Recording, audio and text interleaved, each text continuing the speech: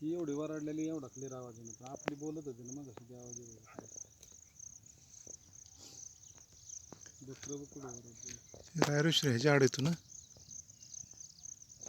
ते टोपीवाला आहे ना गड तो समोरचं कुठला गड टोपीचा आहे ना तो तेच की रायरेश्वर नाही तो वेगळा आहे तो टिटेघरच्या वरचा आहे ना तो कोरलेच्या साईडचा ही गड कुठला आहे हां ते कुठला तरी गडच आहे ते बुरुंज का टोपी गड काहीतरी